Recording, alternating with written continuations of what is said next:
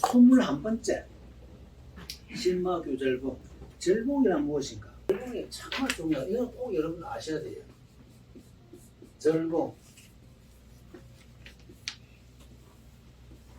우리 이제 이거 절봉은 여러분도 아마 아시니까 일필삼절이라는 말을 많이 들었을 거예요.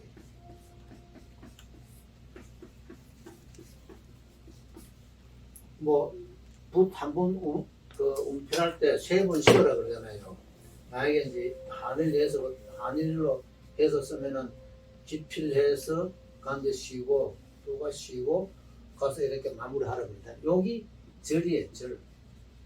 이때 절한다고 그래요. 여기도 물론 절이 있고 여기도 절이 있습니다. 근데 이게 절에 대한 개념을 여러분 정확하게 아셔야 돼요. 절은 뭐냐면은 첫째, 글씨의 근육을 만든다. 글씨의 근육을 만든다. 자, 우리가 이 손가락을 여러분들 보면은 이 움직이는 것은 근육이 움직이지 뼈가 절대 안 움직입니다. 우리 몸 모든 관절은 근육이 움직이지 뼈와 살은 움직일 수가 없어요. 그러면은 글씨에도 이 절이 글씨의 기운을 좌우하는 거예요. 그만큼 중요해요. 만약에 한일을 하나 그냥 쭉 이렇게 끄는 거와 일필삼절에서 끄는 거를 비교해보면 그 틀려요. 그런데 이 절을 할 때, 일필삼절 할 때, 요 일필삼절 했는데 이 근육을 내가 한다고 했는데 이 밖으로 드러나면 안 된다니까. 드러나지 않게 딱 할 줄 알아야 돼요. 이게 그러니까 좀 어렵습니다. 근데 쓴 종이를 뒤로 딱 보면은 절한 표시가 나는데 앞에서는 표시가 안 나요. 네. 그게 절의 핵심이에요. 위에서는 보여야 되는 거거든요. 위에서는 일반 사람밖에 안 보여지는 거. 일반 사람밖에 나는 보면 보이지만, 근데 고수가 보면 보여요. 보이는데 일반 사람하고 똑같아. 왜? 좀 더 새카만 좀 먹색이니까. 근데 뒤로 딱 보면은 이게 저런 모습이 흔적이 나타나요. 여러분들이 우리가 중봉하고 편봉하고 글 쓰는 거 뒤로 딱 보면 압니다. 중봉은 쓰면 이 가운데가 먹이진하고 글 쓸 때 쓰고 나면 여기가 줄이 딱 생겨요. 근데 편봉을 쓰면은 물리 쪽에 저걸 이따 톱니바퀴 생겼잖아요. 밑에는 거죠. 보면은 이쪽은 이쪽에도 이쪽 보면은 먹이 진하고 한쪽은 먹이 연해요. 이거 편봉을 쓰는 거고. 중봉은 쓰고 나면은 이런 지금 전서 쓸 때 아마 딱 볼 거예요. 보면은 가운데 줄이 쫙 생깁니다. 그다음에 뒤돌아보면은 입체감이 있어요. 가운데는 먹물이 진하고 양쪽은 먹물이 약간 연하고. 근데 편봉으로 쓰면은 한쪽은 진하고 한 면은 진하고 한 면은 연해. 편봉과 중봉과 글씨의 차이가 그거다. 그런데 저는 글씨 거중 만드는데 밖으로 이렇게 흔적이 드러나면 안 된다.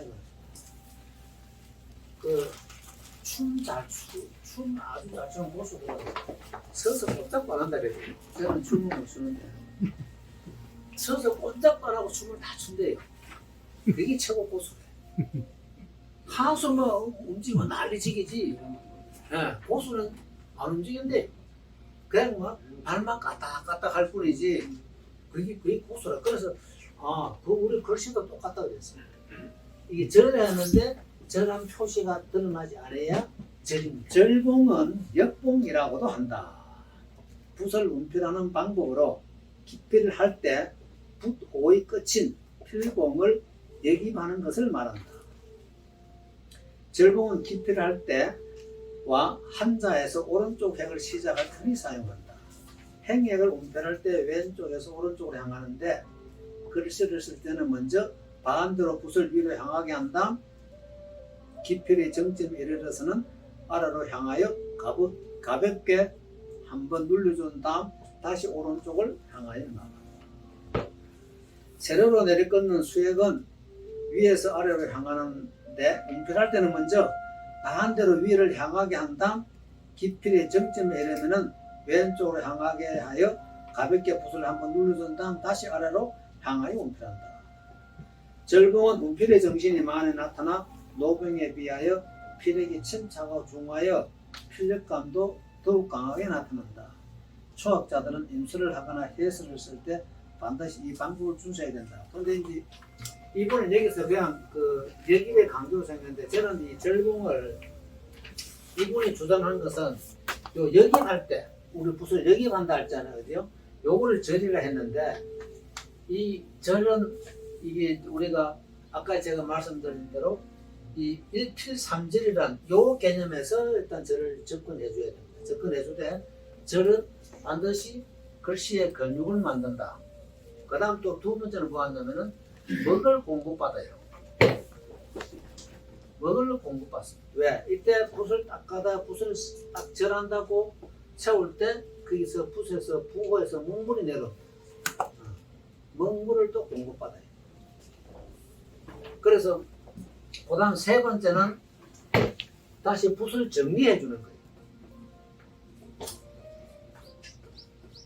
붓을 중공으로 정리하는 거예요. 어때? 자, 만약에 여러분들 여기서 이제 한의를 우리가 한다고 했을 때, 한의 했습니다.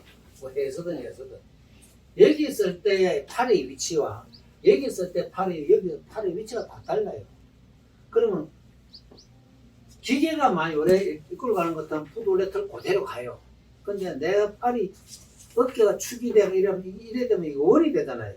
그대로 막 계속 가면 원이 된단 말이에요. 원이 된단 말은 일직선은 갈 수 없다는 얘기예요. 우리가 이거 하늘 짧으니까 본인은 볼 때 일직선은 갈 수 있는 것 같지만 실질적으로 미세하게 원을 그리고 있다는 얘기예요. 원을 그린단 말은 붓이 그대로 중공을 안 갔다는 얘기예요. 그대로 갈 수가 없어요. 조금이라도. 그럼 여기서 내가 여기서 기계에 붓을 중공으로 만들고 여기 오면 붓이 약간 꼬여요. 그때 절을 할 때 다시 붓을 중공으로 정리하는 과정입니다.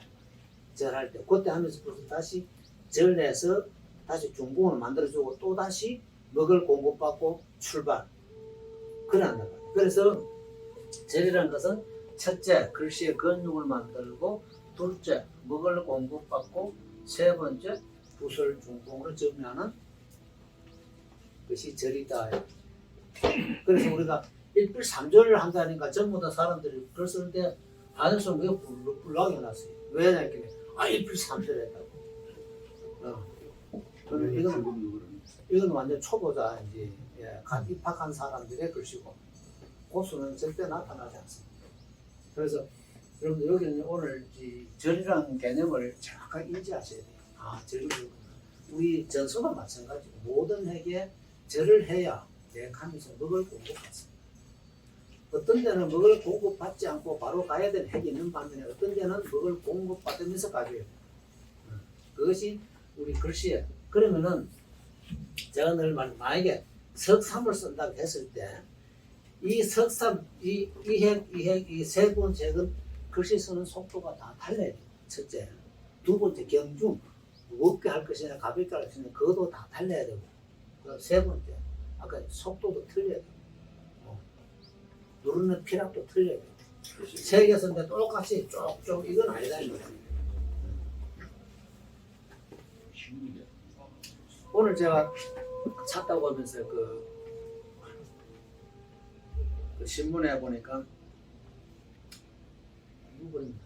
그분 그림이 2220억에 정부에서 구입해가지고 그 하가 고향에다가 그 기증했더라고요. 우리나라요? 아니, 우리나라 네덜란드. 네덜란드에 있는 부호가 가지고 있는 거를 네덜란드 정부에서 2000년. 예, 맞습니다. 그걸 보면서 제가 참 역시 틀린다 이랬어요. 2220억 같으면 우리나라 같은 거 길 하나 내려고 난리겠지. 그 그림 사갖고 준다. 그거 있을 수 없는 얘기거든요. 그래서 그 참 그 예술이라는 게 그런 힘이 있습니다. 뭐 만약에 생각해보세요. 당시에 그 그림 그릴 때 무슨 뭐 힘들었겠어요. 그 뭐 원가 얼마 들었겠어요. 그런데 그 유명한 그 작품 하나를 위해서 정부에서 2천억 넘게 거금 들여서 그것을 구입해가지고 그 고향에 그 신문 하나 보고 참 깜짝 놀랐어요. 참 그때는 제가 이제 오늘 그 순간에도 참 제 자신은 참 그 순간에 행복감을 느꼈어요. 내 그릇한데 그래 아니 그걸 떠나가지고 예술가의 존재로서는 참 괜찮다. 그분 돌아가셨지만 만약에 그분의 영혼이 있다면 얼마나 흐뭇해했을까. 그래서 그다음 그 우리 지난 얘기지만 그 삼성 이건 회장이 그 예술품을 수집해서 그 소장하는 그 수집 그 참 그것만 봐도 그 가슴이 좋잖아요. 그래서 여러분들 다음에 단 한 점을 글 쓰더라도 정말 이 글 잘 쓰는 것은 아무것도 아닙니다. 그냥 하늘만 옳게 하면 돼요. 하늘만 그거만 옳게 바르게 할 줄 알면 그냥 척척 걸치는 글자잖아요. 뭐 다른 게 아니에요. 예, 이 서예가 정말 위대한 거 아닙니다. 한편에 위대하지만 공부는 정말 쉬워요. 아무것도 아닌데 여러분들 작술을 하니까 문제 생기지. 그냥 하늘 하나 그거 이제 석삼순인데 그냥 하나는 빨리 가 하나는 천천히 가고 하나는 좀 빨리 가보고 내 마음하고 이 글씨하고 요수가 있으면 되는 거예요. 붓 쓸 때 내 마음이 다른데 도망가지 않고 붓하고 종이하고 내하고 놀면은 그것은 예술의 성공입니다. 그게 뭐 위대한 글자를 절대 하지 마세요. 그런데 기본기는 확실하게 갖춰야 돼요. 기본기만큼 정확하게 알고 그러면 그 나머지는 벗어나면 돼요. 정말 벗어나면 돼요. 그것이 기본기 왜 돼야 되냐면요. 저는 했잖아요. 이거 유법, 수로무법,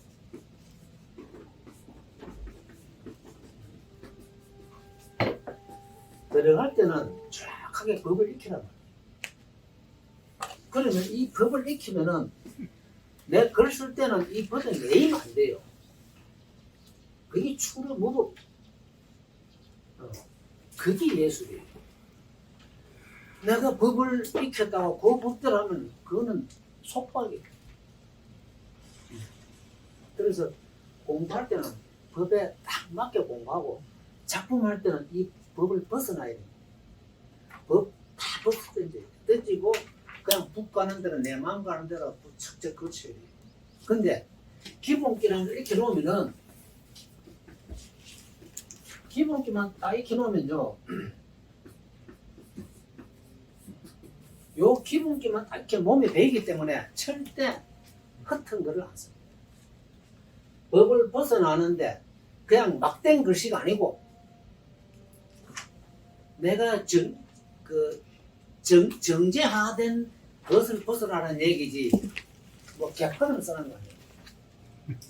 제가 이번에 앞전 주에 서해안 쪽을 제가 2박 3일을 제가 쭉 그 답사를 했거든요.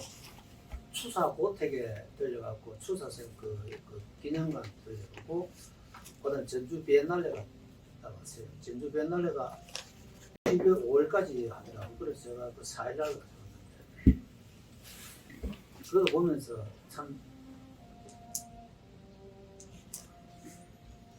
이버유버 추러무버 한 작품이 또 있는 거 하면은 정말 뭐 지 맘대로 쓴 것이 있고 그거는 그 작가의 뭐 저거니까 제가 그 글을 잘 쓸다 못 썼다는 게 아니고 그렇지만 서예의 기본기는 갖춰놓고 써야 돼요. 명사들의 또 명사들 서예를 갖고 그 뭐 유명 인사들 글 많이 써놨더라고. 그것도 뭐 보는데 가관이었지만 그래서 정말 붙들고 이래 글 한 자 쓸 때 자신하고 붓하고 하선지하고 뭐하고 적어도 한 몸이 되어서 움직여 그게 서야지. 그냥 그 자기 이름 썼다 나타내려고 하는 것은 그건 절대 서야 됩니다. 지금 자꾸 이거 운용법에 대해서 계속 강의하고 있는데요. 이러한 정도는 붓을 들었다면은 이러한 알고 있어야 됩니다. 그래서 남한테 와 이래 이 핵이 왜 이래 나왔어 이러면 그 설명할 수 있어야 돼요. 이 핵은 이렇게 해서 이래 나오는 거야.